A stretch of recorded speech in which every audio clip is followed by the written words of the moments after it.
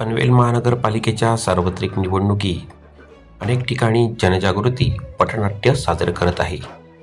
त्याच ठिकाणी कामोडेकरांच्या जनसामान्यात वावरणारा एक युवा तरुण अपक्ष उमेदवार म्हणून प्रचार प्रसार करताना दिसला. समाजाचा वसा मनाशी धरून त्याने अनेक बलाढ्य धनिक व्यवस्थेसमोर आपलं उच्च शिक्षण, दूरदृष्टी, समाजकार्य आणि लोकशाहीतील प्रतिनिधित्व म्हणून कर्तव्य बजावत अपक्ष निवडणूक लढत असल्याचे सांगत कामोडेकरांच्या जनसामान्यांच्या संवेदनशील विकास कार्याला अधिक गती देण्यासाठी मी निवडणूक लढवत असून माझ्या या निवडणुकीने नक्कीच युवकांना प्रेरणा मिळेल अशी मुलाखतीतून भावना व्यक्त केली.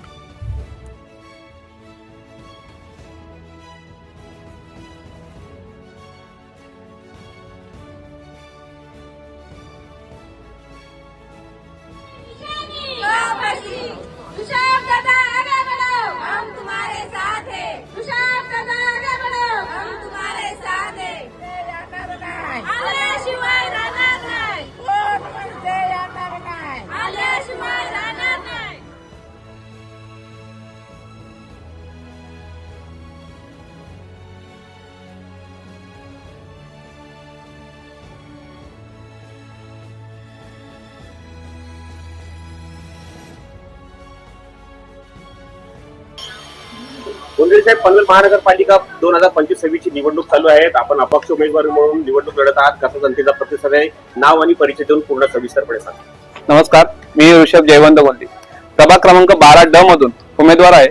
मी अपक्ष उमेदवार आहे आणि आपण बघत आहे की सत्ताधारी आणि विरोधक हे दोघांना जे नागरिकांच्या समस्या आहेत ते नीट मांडता नाहीत आणि त्या नीट निवारण पण करता येत नाही. त्यासाठी मी अपक्ष म्हणून निवडणूक लढत आहे. आज गेली 6 वर्ष झाली कामोडे गावात, कामोडे कॉलनीमध्ये मी कामं करतोय.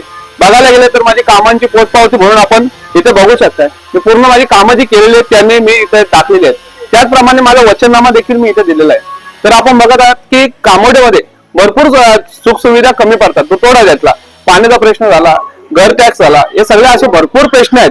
तर त्यांच्यासाठी मी अपक्ष उमेदवार राहिलो आहे. तर आपण बघत आहात की आता जो बिनविरोध निवडणूक होत आहेत तर त्याच्या ह्याच्यात मी विरोधात आहे. कारण की निवडणूक झाली पाहिजे. बाबासाहेब आंबेडकरांनी जी घटना लिहिली आहे तर त्याच्या ह्याच्यात आपल्याला आपण बघू शकताय की लोकशाही कुठेतरी वाचली पाहिजे. त्या संदर्भात मी आपल्याला सांगू इच्छितो की भले बिनविरोध होते पण नोटांवर देखील त्यांचं बटन आहे, ते पण क्लिक करू शकतात ते. पण ते न होता आपण बघू शकता की डायरेक्ट बिनविरोध करतायत ते.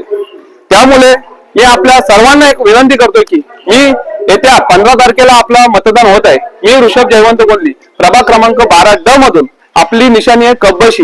याच्यावर आपण भरघोस मताने मला विजयी करा. धन्यवाद.